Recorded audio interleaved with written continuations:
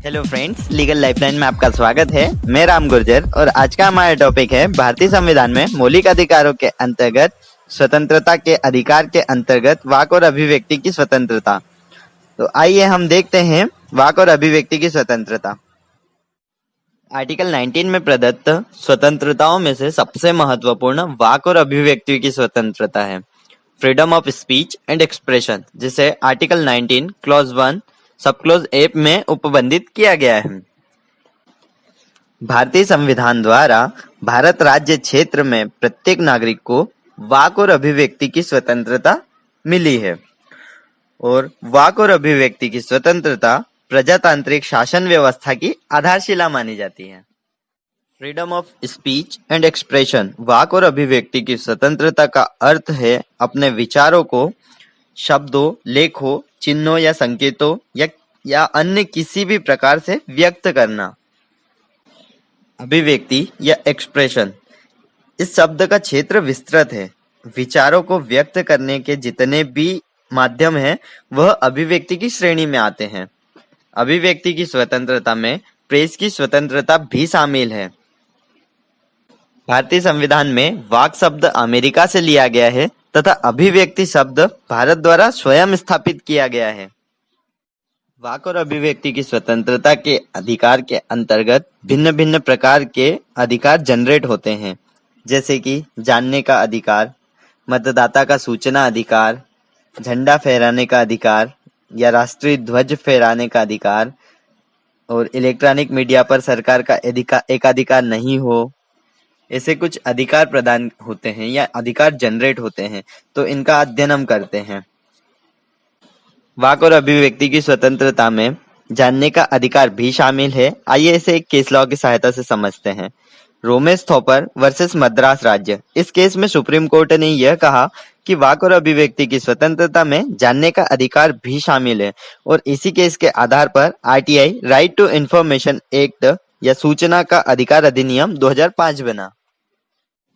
लोकहित के महत्व की बातों का प्रकाशन करने का समाचार पत्रों को पूर्ण अधिकार है और उस पर पूर्व अवरोध नहीं लगाया जा सकता। नागरिकों को जानने का अधिकार एक मूल अधिकार है।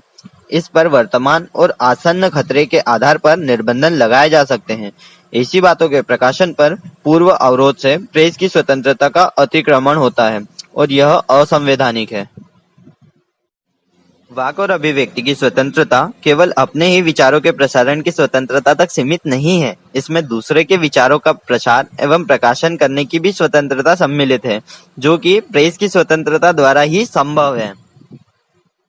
दूसरा, मतदाता का सूचना अधिकार, यह भी वाक और अभिव्यक्ति की स्वतंत्रता के अंतर्गत आता है, जिसे हम एक केस लॉ की सहायता से समझते हैं। People's union for civil liberties versus union of India. इस केस में सुप्रीम कोर्ट ने यह कहा कि एक मतदाता को अपने प्रत्याशी के बारे में जानने का पूर्ण अधिकार है। Indian express newspaper versus Bharat संघ। इस केस में सुप्रीम कोर्ट ने कहा कि अभिव्यक्ति की स्वतंत्रता 4 विशेष उद्देश्यों की पूर्ति करती है। पहला, व्यक्ति की आत्मोन्नति में सहायक होती है। दूसरा, यह सत्य की खोज में सहायक होती है। तीसरा, यह व्यक्ति के निर्णय लेने की क्षमता को मजबूत करती है। और चौथा, यह स्थिरता या स्टेबिलिटी और सामाजिक परिवर्तन में युक्तियुक्त सामंजस्य स्थापित करने में सहायक होती है। SP Gupta versus union of India. इस केस को जस्ट ट्रांसफर केस भी कहा जाता है। यह भी वाक और अभिव्यक्ति की स्वतंत्रता के लिए एक महत्वपूर्ण केस माना जाता है। इलेक्ट्रॉनिक मीडिया पर सरकार का एकाधिकार नहीं, इसे केस की सहायता से समझते हैं। Security ministry of information and broadcasting versus cricket association of West Bengal. इस केस में सुप्रीम कोर्ट ने यह भी निर्धारित किया कि वाक और अभिव्यक्ति की स्वतंत्रता के अंतर्गत किसी भी नागरिक को इलेक्ट्रॉनिक मीडिया, टेलीविजन, रेडियो द्वारा किसी घटना को देखा चित्र प्रसारित करने का अधिकार है। सरकार उस पर केवल अनुच्छेद 19(2) के आधार पर ही निर्बंधन लगा सकती है, किसी अन्य आधार पर निर्बंधन नहीं लगा सकती। इस केस में यह निर्धारित किया गया कि इलेक्ट्रॉनिक मीडिया पर सरकार का एकाधिकार नहीं है। क्या राष्ट्रीय ध्वज फहराना नागरिकों का मूल अधिकार है? और यह भी वाक और अभिव्यक्ति की स्वतंत्रता में आता है। इसे देखते हैं यूनियन ऑफ इंडिया वर्सेस नवीन जिंदल के केस में। इस केस में सुप्रीम कोर्ट ने यह भी निर्धारित किया कि अनुच्छेद 19 क्लॉज 1 सब क्लॉज ए की अधीन प्रत्येक नागरिक को अपने मकान या घर पर राष्ट्रीय ध्वज फहराने का मूल अधिकार है, किंतु यह एब्सोल्यूट नहीं है। इस पर अनुच्छेद 19(2) के द्वारा युक्त निर्बंधन लगाए जा सकते हैं। नवीन जिंदल ने अपने कारखाने या ऑफिस पर राष्ट्रीय ध्वज लगाया, किंतु सरकार ने इस पर निर्बंधन लगा दिया क्योंकि यह भारत के फ्लैग कोड के अंतर्गत वर्जित है। वाक और अभिव्यक्ति की स्वतंत्रता के अंतर्गत जो सबसे महत्वपूर्ण अधिकार जनरेट होता है वो है प्रेस की स्वतंत्रता।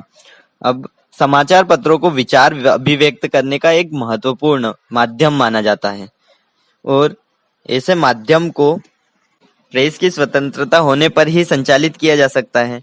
राजनीतिक स्वतंत्रता और प्रजातंत्र की सफलता के लिए प्रेस की स्वतंत्रता होना आवश्यक है।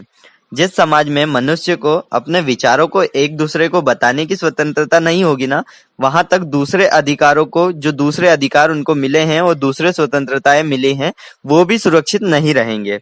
अर्थात वाक और अभिव्यक्ति की स्वतंत्रता में प्रेस की स्वतंत्रता भी शामिल है। अमेरिकन संविधान की भांति भारतीय संविधान में प्रेस की स्वतंत्रता के लिए कोई स्पष्ट उपबंध नहीं है।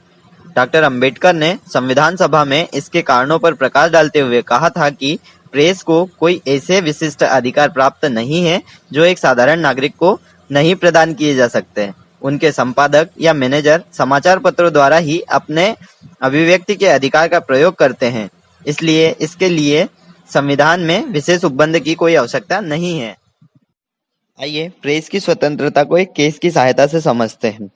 Cycle paper limited versus Bharat संघ। इस केस में सुप्रीम कोर्ट ने यह भी निर्धारित किया कि वाक और अभिव्यक्ति की स्वतंत्रता में प्रेस की स्वतंत्रता भी शामिल है, क्योंकि समाचार पत्र विचारों को अभिव्यक्त करने के माध्यम मात्र ही है। Prabhudatt versus union of India. इस केस में अभी निर्धारित किया गया कि प्रेस की स्वतंत्रता में सूचना और समाचारों को जानने का अधिकार भी शामिल है, किंतु इसमें जानने का अधिकार एब्सोल्यूट नहीं है, उस पर युक्त निर्बंधन लगाए जा सकते हैं। वाक और अभिव्यक्ति की स्वतंत्रता का क्षेत्रीय विस्तार। वाक और अभिव्यक्ति की स्वतंत्रता को किसी भौगोलिक परिसीमा में बांधा नहीं जा सकता। इस अधिकार का प्रयोग नागरिक के द्वारा भारत की सीमा के भीतर ही नहीं, बाहर भी किया जा सकता है। विश्व के किसी देश की भूमि पर भी किया जा सकता है। यदि राज्य किसी व्यक्ति द्वारा इस अधिकार के प्रयोग पर देश की सीमा के आधार पर रोक लगाता है तो उसे आर्टिकल 19 का वायलेशन होगा। दोस्तों, इस वीडियो में हमने वाक और अभिव्यक्ति की स्वतंत्रता तथा इसके अंतर्गत भिन्न भिन्न प्रकार की स्वतंत्रताएं और अधिकारों का अध्ययन किया। आई होप आपको मेरा वीडियो अच्छा लगा होगा। So please like, share and subscribe my YouTube channel. Thank you.